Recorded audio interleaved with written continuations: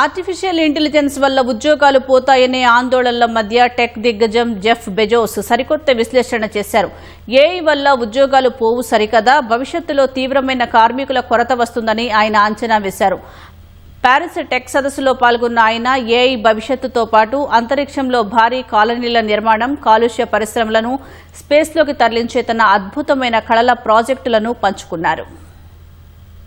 కృత్రిమ మేధ వల్ల భవిష్యత్తులో ఉద్యోగాలు పోవు సరికదా, కొత్త ఉద్యోగాలు పుట్టుకొచ్చి కార్మికుల కొరత ఏర్పడే పరిస్థితులు వచ్చే అవకాశముందని టెక్ దిగ్గజం అమెజాన్ అధినేత జెఫ్ బెజోస్ అంచనా వేశారు. ప్యారిస్ లో జరుగుతున్న startup and tech event VivaTech conference లో పాల్గొన్న బెజోస్ ఏఐపై తన అభిప్రాయాలను పంచుకున్నారు. ఏఐతో మనుషులు ముందు గుర్తించలేకపోయినా మరిన్ని కొత్త సమస్యలను, సవాళ్లను గుర్తించే వీలుంటుందని తెలిపారు. కొత్త సమస్యల పరిష్కారానికి ఏఐ టూల్స్ సహాయంతో మనుషులు పనిచేయాల్సి ఉంటుందని, ఫలితంగా పని పరిధి పెరిగి మానవ వనరుల అవసరం ఏర్పడుతుందని పేర్కొన్నారు.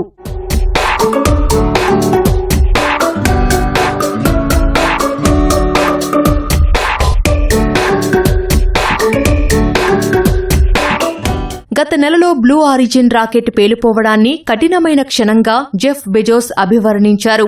అయినప్పటికీ అంతరిక్ష కలలపై వెనక్కి తగ్గేదే లేదని స్పష్టం చేశారు. అంతరిక్ష ప్రయాణం ఎంతో కష్టతరమైనదని, కానీ అది ఖచ్చితంగా చేయదగినదేనని పేర్కొన్నారు. అంతరిక్ష ప్రయాణాల లక్ష్యం ముందుగా చంద్రుడితో ప్రారంభమై ఆ తర్వాత అంగారకుడి వైపు సాగుతుందని బెజోస్ స్పష్టం చేశారు. భవిష్యత్తులో అంతరిక్షంలో భారీ గెర్రీ ఓ నీల్ తరహా కాలనీలను నిర్మించడమే తమ లక్ష్యమని బెజోస్ వివరించారు. గ్రహ శకలాలు, చంద్రుడిపై లభించే పదార్థాలతో అంతరిక్షంలోనే కంప్యూటింగ్ వ్యవస్థలను, సోలార్ సెల్స్ ను, చిప్స్ ను కూడా తయారు చేస్తామని, అక్కడి నుంచే సమాచారాన్ని భూమికి చేరవేస్తామని చెప్పారు. భూమిని కలుషితం చేస్తున్న పరిశ్రమలన్నింటినీ అంతరిక్షంలోకి తరలించడం ద్వారా ఈ భూగోళాన్ని పారిశ్రామిక విప్లవానికి ముందున్న స్వచ్ఛమైన స్థితికి తీసుకురావచ్చని బెజోస్ ఆశాభావం వ్యక్తం చేశారు.